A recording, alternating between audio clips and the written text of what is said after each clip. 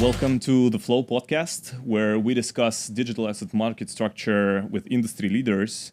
And today, I'm really grateful to have Damian Bunce, the CEO of GTN, the infrastructure provider, cross-asset class infrastructure provider.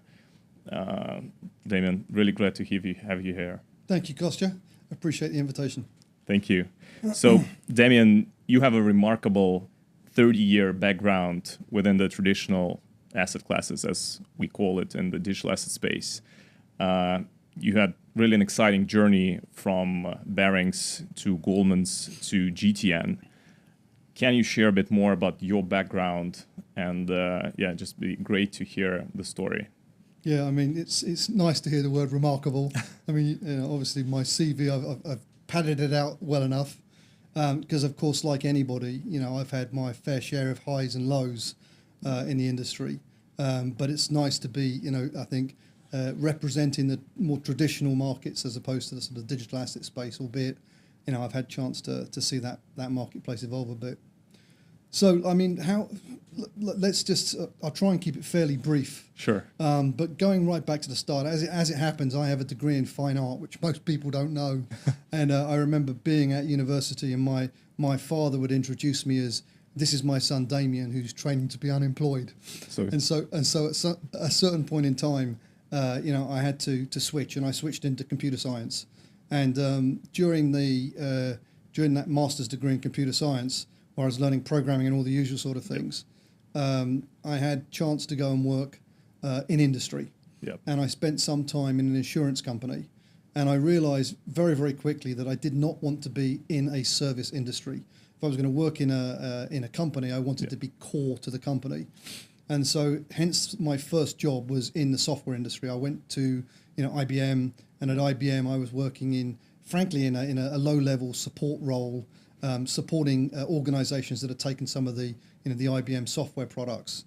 And then I'd been in that role for a few years and quickly realized that in actual fact being in the software sort of sales industry was not where the money was. The money was in the banks. Yes. And one of my clients was Barings Bank. So I moved to Barings Bank because the hiring manager in the bank, I'd gone out to fix a problem, frankly, that they had. He liked me, offered me a low-level job, and I started working in technology, back in a bank, right in a service industry again, which is kind of what I tried to avoid. But this time I was at a reputable investment bank. And back then they didn't realize what problem they actually had, right? Well, of course. I mean, it ended up being a massive problem. And of course, as a young man, really in my second job, but a few years in the industry, I went through the Barings crash. And perhaps this is for another time, but I was actually quite heavily involved working with the Bank of England on digging out Nick Leeson's data over that weekend before the news hit the press. So yeah, it was a bit of an eye-opening period. And such an experience for a young professional, right, who is just starting the career. I guess this should be like mind-blowing. Yeah, I mean, of course, for at that stage, you're, it's all, I mean, it's extraordinary. I mean, what the hell is going on? The bank sold to ING for £1, and I remember when they announced that, thinking, what? I didn't understand. Of course, that was linked to all the debt that they picked up, etc. But it was a real eye-opener, and I didn't have any of the downsides that other people did because I had no kids, no family, no mortgage, living at home with mum and dad still. So it was just a bit of an eye-opener. And actually during that period was a high for me because I did quite well during the Nick Leeson debacle, and it got me on the radar of some of the managers there.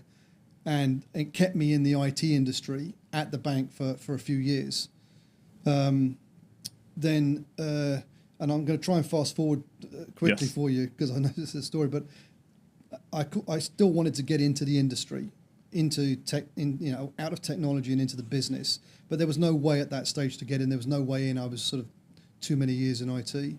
And then obviously technology changed, banking changed, electronic trading became electronic, and that moved into people like me that had that dual skill set. And from there, it was a move to Goldman. Goldman was a 10-year part of my career. It was the real, just uber professional place. I learned all my skills there.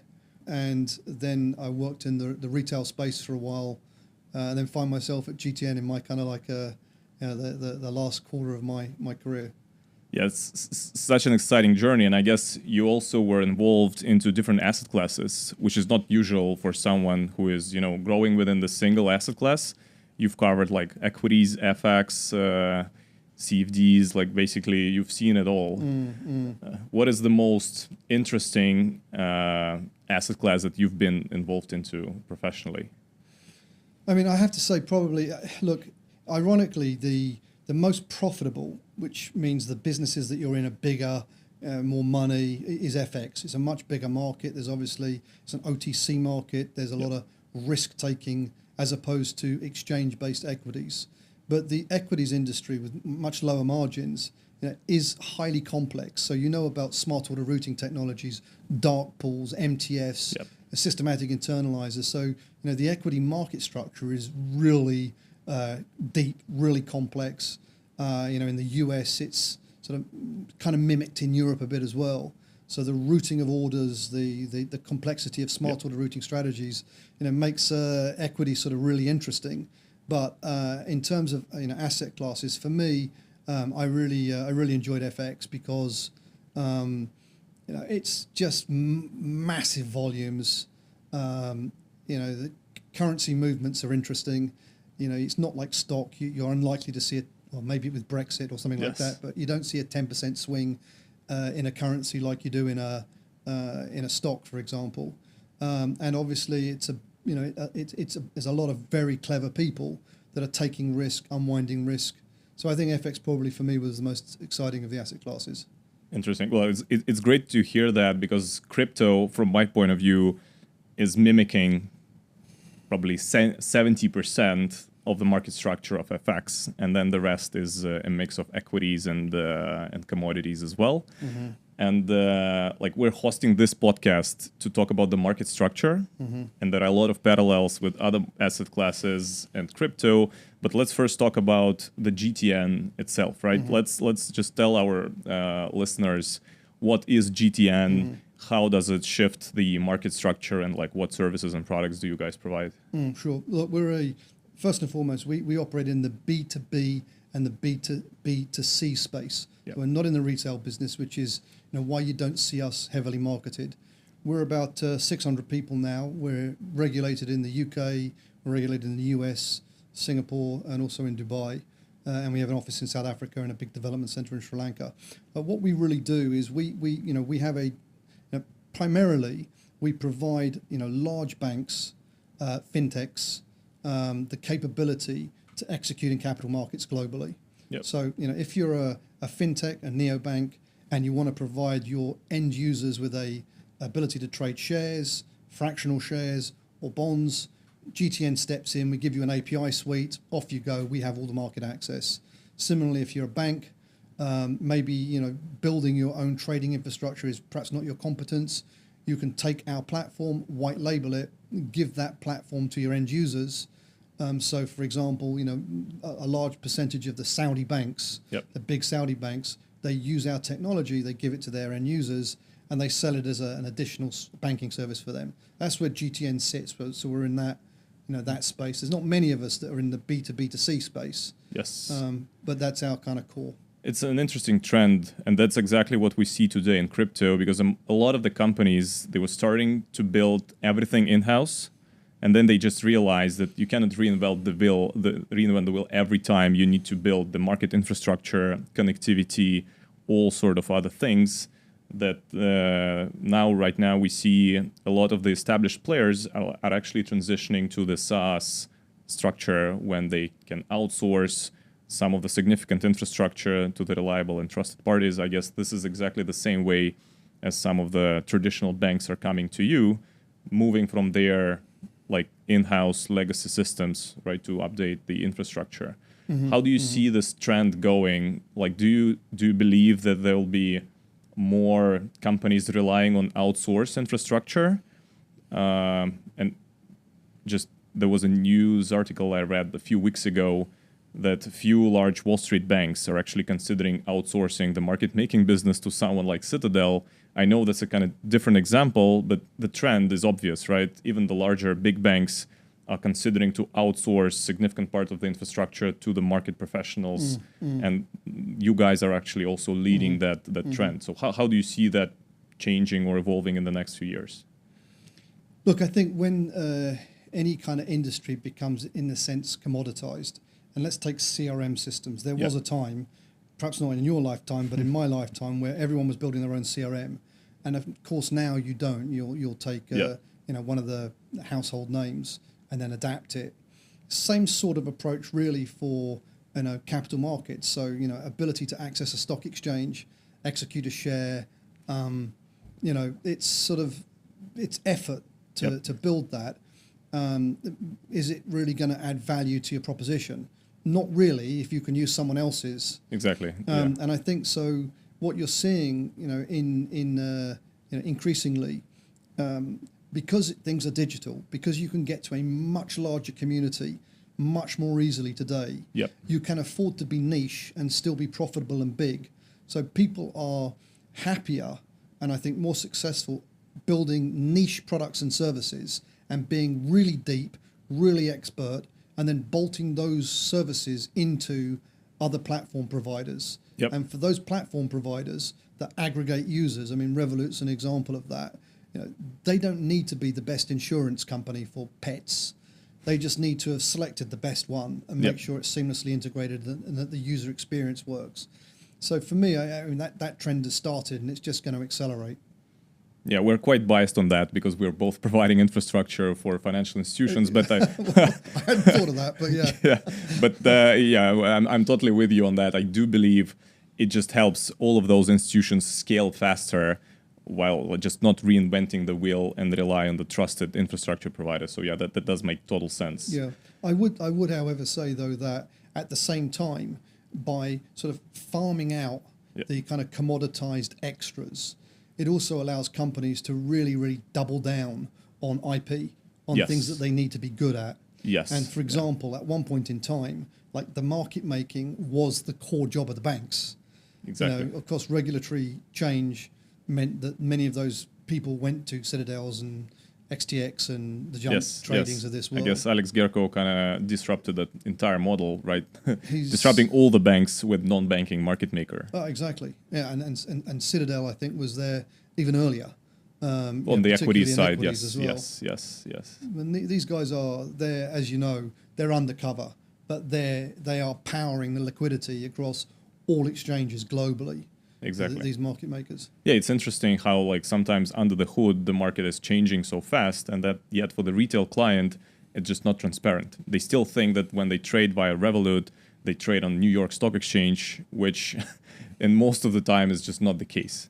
Yeah, and that's a response to commissions going to zero.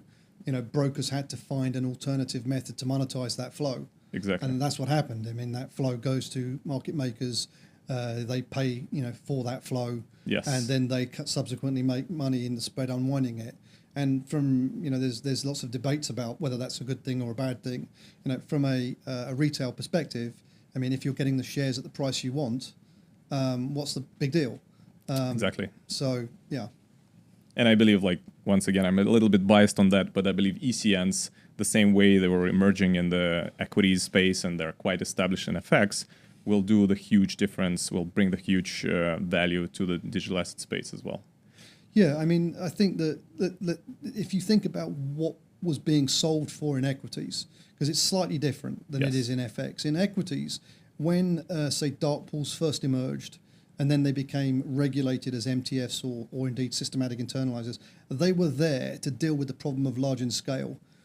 Order books just were not capable really of executing stealthily big orders. And so you needed a way, in a digital form, in the new digital world, for these orders to be executed quietly. Minimize the market impact, Minimizing market impact. So that's really where equities played its role. In FX, of course, these things have evolved for different reasons, and it's really about selection of flow.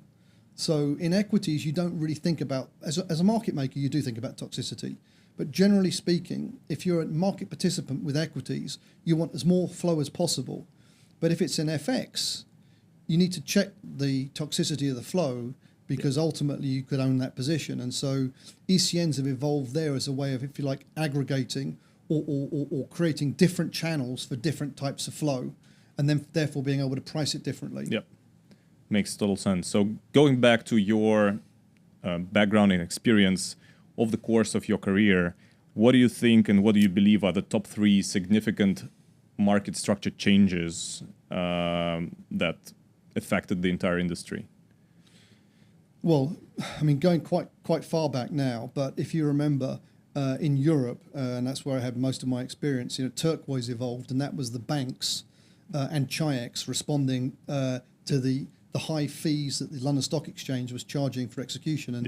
And so when you had the emergence of new venues and dual listings, so suddenly British Telecom was now trading on 3 venues, it led to the need for banks to develop a way of aggregating that liquidity. And as I mentioned earlier, this was the development of smart order routing. And if you go into a bank today and you go to the tech department and you say, who does your SOR? It's going to be possibly one of the most important groups in the whole company. And I remember a time when that was 2 or 3 guys. So I'd say that's definitely one, the development of smart order routing. When I think about the FX industry, honestly, I think one of the most the biggest, I guess, catalysts or trends has been this massive growth of CFDs. The CFD industry is far greater than is understood. I mean, it is enormous, and there are some very, very credible players in that space, like XNES, and there are some much less credible players in that space. Many of them have been, over the years, have been sort of closed down. But that sort of like leveraged OTC, risk-based business, whereby you're allowing people with a little bit of money to bet very big on capital markets, has been another major catalyst, and I think, all over the world. So that's been an eye-opener. I'm trying to think of the third now. I can't think of that. Maybe I'll come back to it. Of course. But I see that, and you've been in this industry for a while as well, you just see a recurrence of the issues. So, for example, in digital assets, I mean, Binance has obviously dominated in terms of where liquidity is traded, at least for Bitcoin and Ethereum. And, in a way, it's sort of considered to be the perfect model. Why wouldn't you want all liquidity in one place? But there's downsides to that. And so in time, you start to see that liquidity fragmented into different areas. And again, that might well lead to the need for some form of aggregation of that liquidity, in the digital asset space. So it's history repeating itself. Of course, and actually this is a very interesting to hear, because the market structure in crypto is still quite different, because it started with those retail exchanges being the brokers, sometimes the market makers, custodians, like everything at the same time. Yeah. And now with the with more industry TradFi experts like yourself coming into the space, we see that the industry is changing. It's debundling. It's now we have now the appearance of smart order routers, the ECNs. Like when we were the first ECN back 5 years ago, it was quite hard to explain the concept. And right now we see most of the institutional brokers, most of the the OTC desks, the banks, they actually don't feel comfortable trading with offshore exchanges. And even with regulated exchanges, they would much better prefer a more efficient electronic OTC trading flow, which, I think it's just great to see how the digital space is, it's like an FX on steroids, with the same exact changes and patterns happening within a shorter period of time. Yeah. Obviously we all know what happened with FTX, and when you look back at that model now, I mean, it was exactly why equities was structured as it was, because they could see that there was potential for for complete failure, especially with one counterpart owning all parts of the value chain. So equities had figured that out many years ago. It had separated it, had regulated structures to avoid creating that problem. But of course, everyone was piling in, oh, this is the best thing since sliced bread. And, look at what happened. Yeah. So, I have said a few times that, you get these blow-ups in an industry, and what they do is they propel it forward, they improve it. Yes. But if you just looked at the equities industry and then looked at the developing crypto industry, you could have seen that might happen. But of course, nobody did. Yeah, it was there for a reason, but there were probably a lack of expertise back then. Right now, it's not the case anymore. Like when we have BlackRocks and we have all the TradFi players actually in the space, now it's completely different. Well, they're asking questions of your company as well. Yeah. If they're going to, a big traditional player is going to be, executing with you, and you've got pension money or other assets that are linked to crypto. They want to be certain that you've got all the optimal structures in place to protect clients. Of course. So you'd be asked those questions now. Of course. And with all the certifications, the audits on the technical side, like the SOC 2 Type 2 things, and it's been a tough journey, but I think it is important for the industry to emerge. Yeah. And let's talk about the leadership, right? Yourself, you've served in the various C-level leadership roles, including Chief Trading Officer, Chief Customers Officer, and like most recently the CEO. Can you help the audience understand like what shaped your leadership style and what are the important leadership lessons you've learned over the last few years? This is the time where you'd like to be able to say something that's really insightful, but I think I might echo what loads of people have said before. For me, at least, it starts with just making sure you hire the best team you can with the best skill set, and then let those people do their thing and be there for them to catch them if they are struggling. Or if they need direction on something. Otherwise, let them do their job, empower them. And at least from my perspective, when I've been managed in my career, I've always appreciated the manager that's not all over me like a rash, but they're giving me latitude to do my thing, to perhaps discuss the things that are worrying me, because no one's got every right answer. So that's one thing. I'd say secondly, I know for sure I'm not the smartest guy in the room, and I'm absolutely quite happy with that. So I've never had an issue sitting down with my team and asking for 5 or 6 opinions on how we tackle something. There's always a few things at the top of the company that you have to make the final call on, but there's no harm in sharing those things with 4 or 5 people, getting their opinions on it. It's just obvious. You can then sit back and say, all right, I've got 5 other thoughts here. Is my thinking correct? So again, I think sort of, bringing your closest team members into dialogue, it actually helps them to feel empowered as well. They don't feel like you're dictating or that you're in some sort of like ivory tower with your own thoughts. So I think that's and I think the other thing is, at least there's different types of management styles, and I've been managed by different styles. But I, as a person, I'm quite transparent. I prefer to speak openly, and partly because I can't, I'm a crap liar. I would forget if I wasn't telling the truth. I'd probably forget, and someone would catch me out. So if you're absolutely transparent, and you say it like it is, then you're very consistent, and that's important for growing, for staff to have confidence in you. Yeah, and also we've spent some time in like working under your leadership. I think that's been a significant part to also learn some of those insights. So appreciate the chance of working together. I think it was a great experience. Yeah, well, sure thing. Worked well for us, didn't it? Exactly. Now let's go back to the market structure. We've touched the embedded finance concept, which basically is provided by like GTN, and Finery Markets to a certain extent also does this embedded finance thing. Can you maybe in simple terms explain how the embedded finance works with what GTN does, and how do you think the entire embedded finance space will emerge in the next few years? If you're transacting with, a modern day banking app, and you're doing just general core banking, withdrawals, deposits, your usual sorts of stuff. Most core banking platforms providers now have a method to invest.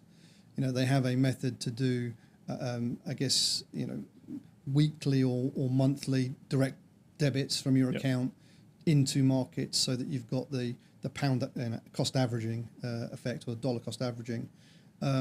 So those sorts of functions are there today. They exist, and they're mainstream. I think where embedded finance goes is it starts to take brands that have maybe equity, and they offer incentives in terms of equity in their company, so shares. Yep. So maybe you're I'm giving you a random example here, but maybe you're transacting a lot, flying a lot with Emirates.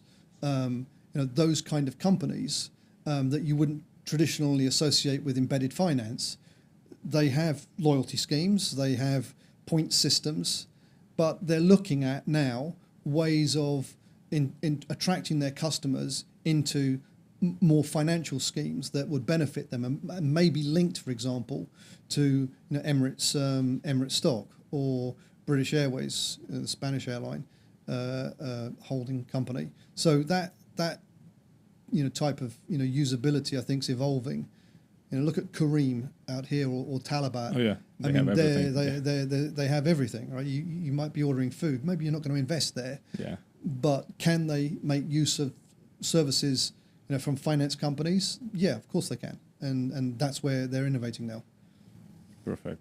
And let's now talk about the evolution of the markets, right? Because the more finance products there is, the more fragmentation we see across all the different asset classes. And I think it's not just the FX, it's the equities, the digital asset space, everything is becoming more fragmented.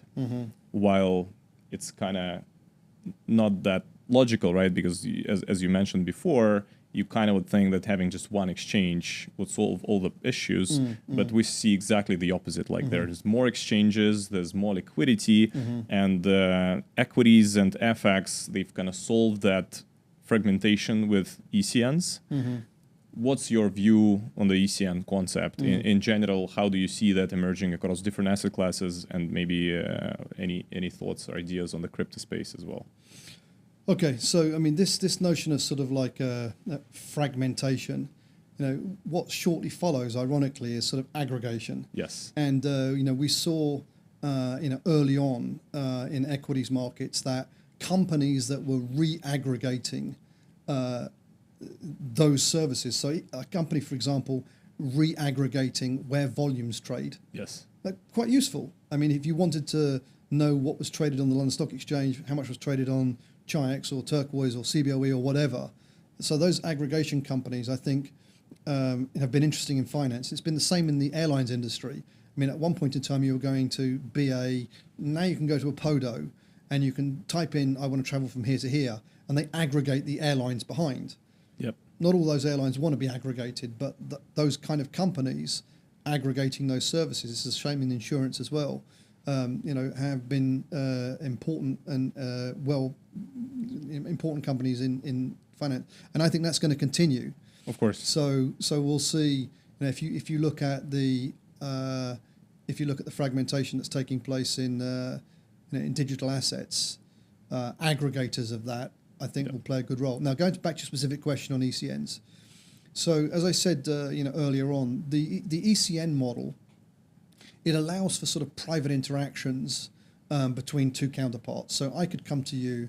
Yep. I'm a retail aggregator. The kind of people that execute with me, they're not there all day looking at a screen trying to pick me off. They want to buy crypto, or they want to buy FX. They're doing a transaction. So I'm coming to you saying, look, this is my customer base. There's no, I shouldn't use the word sharks, or can I use that? But there's no sharks in this flow. I should be able to provide that flow to you through a channel where you know with confidence that if you price that aggressively, you're not going to get run over. And so ECNs, they provide these gateways for different types of flow to meet with each other.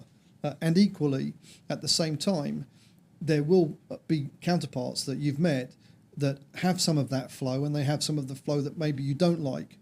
And so you're able to price and mix and match counterparts Yep. based on different flow profiles.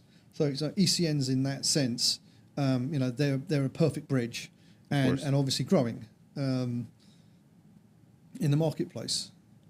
Yeah, well, we do see this exact. Is that a fair example? Yeah, I think description. that makes it a perfect description, and that's exactly what we are also preaching for, is having like this flexibility and like proper tailored liquidity that's always there for the institutional players. Mm-hmm. So in terms of some of the lessons that you've learned within the traditional asset classes, what do you think are the key lessons that should be applicable for the digital asset space? And I know we need to make a disclaimer that like neither yourself or GTN like is involved in the digital asset space for now, but just because you have this deep experience in all the other asset classes, and we know that digital assets are actually like following some of those. So what do you think is missing or should be considered by all the companies that are currently building in the digital assets? Well, I think there was a bit of a turning point, in my mind at least, when BlackRock, Fidelity and others, they issued spot ETFs on Bitcoin and I think Ethereum and other asset classes. Because to me that signaled this is a major shift. We've now got the billions, asset manager in the entire world. And the first thought that went through my mind is, how the hell are they going to hedge all that business? Anyway, so for me, that was the first sort of shift. And I think what follows that shift is the need for unbundled services. Yeah.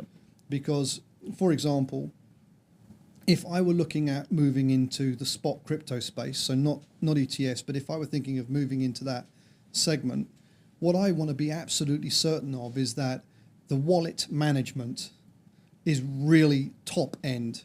Yeah. So I want to find a provider, a custodian that meets all of those standards, so that I never have a situation where I'm held liable for trying to build something in-house. So I want to know who is the best in the market, why are they good at it, and I'd want to use that provider. Yep. As far as execution, I may make the mistake and go for the counterpart that's got the most volume. So I might choose Binance as an executing provider, but it would depend how it interacted with that clearing or that custodian. Yes. So I'm looking at those things now, because for me, that's what I want. I want to be sure that any service I'm offering is first and foremost protecting the customers, and then obviously that you can make a reasonable business out of it. So I think, Kostya, in answer to your question there, I just feel it's the institutionalization of the crypto industry that is playing out right now.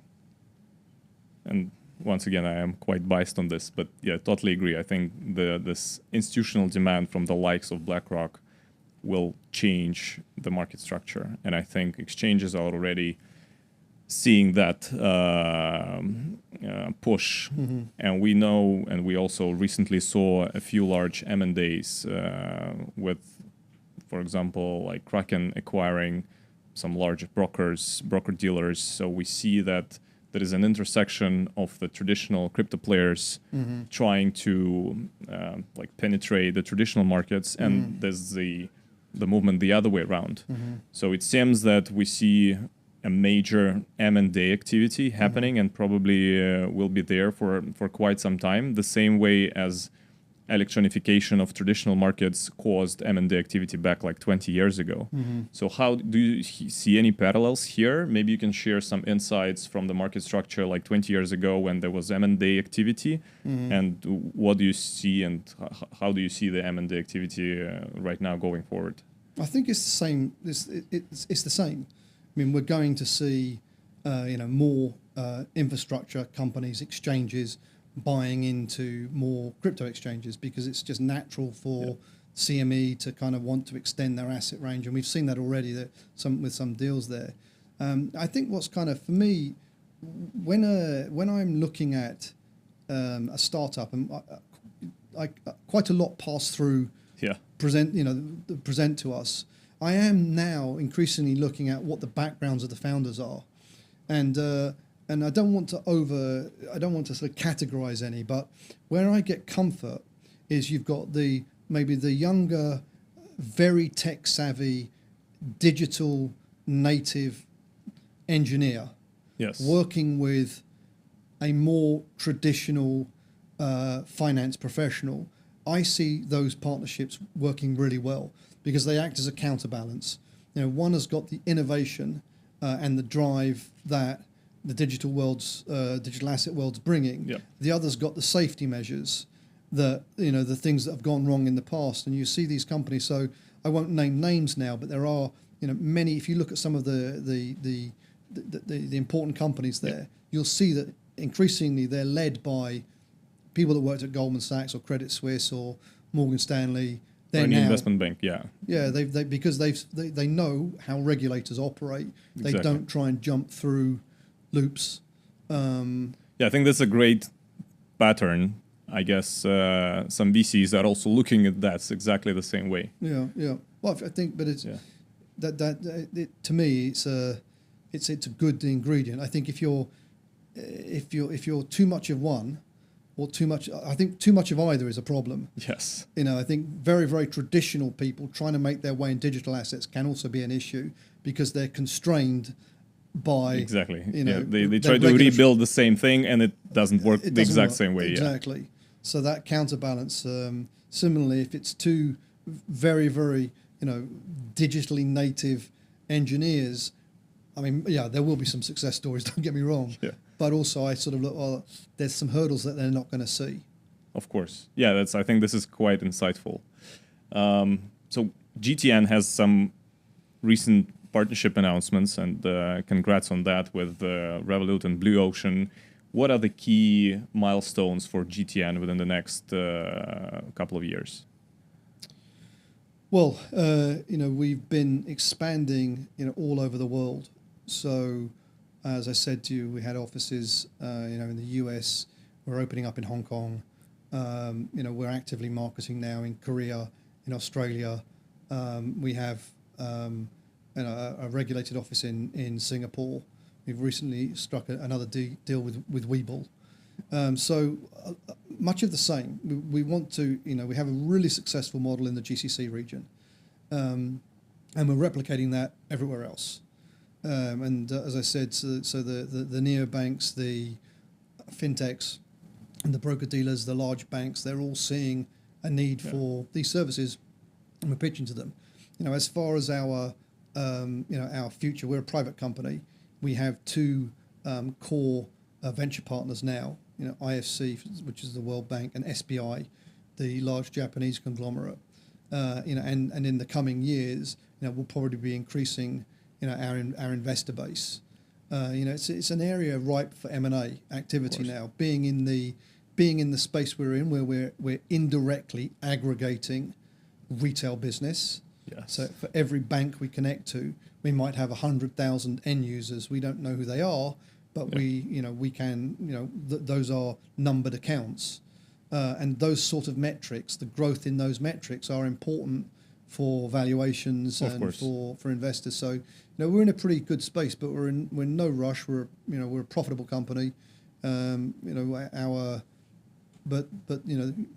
and see. Yeah, I think in the age of fragmentation, that's a very clever and important way to capture that flow, not just with the liquidity offering, right, but with the technology, which makes it like a way more sticky business model. So it's a clever play.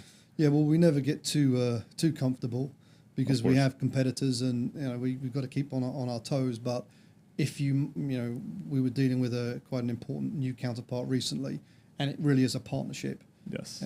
Their growth is our growth. How we and they innovate, it does create the stickiness. It is a proper partnership, actually. These sorts of big B2B2C deals. Nice. So basically we are at Finery Markets are quite empowered and inspiring by your success with GTN, and I think it's just a beautiful model which we are also developing within the digital asset space.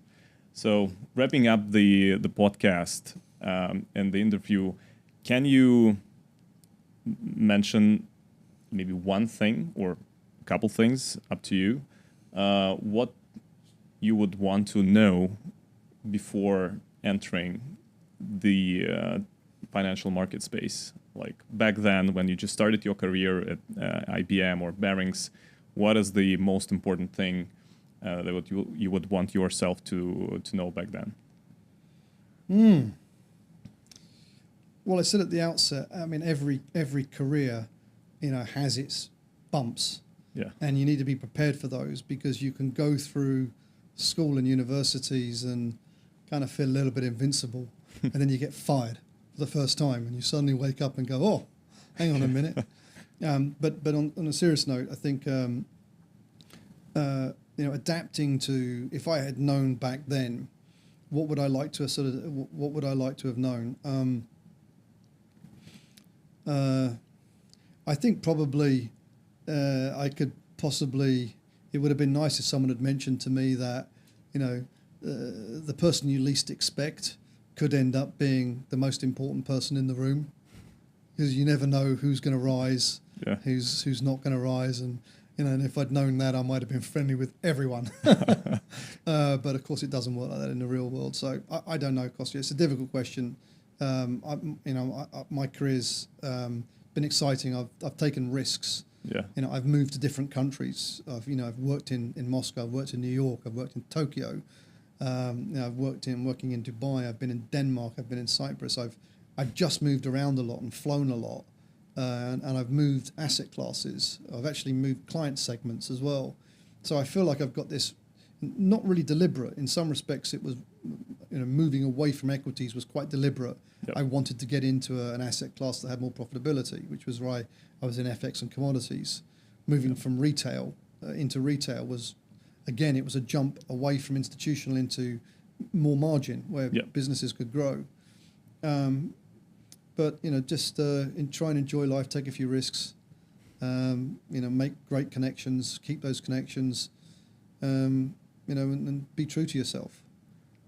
I think it's a great advice to wrap up the conversation. Damian, once again, thank you for being with us today. And I think, and I hope, maybe someday crypto industry will be lucky enough to have you joining at certain capacity there. So yeah, thank you. Who knows? Thanks a lot. Cheers, guys. Thank you. Cheers.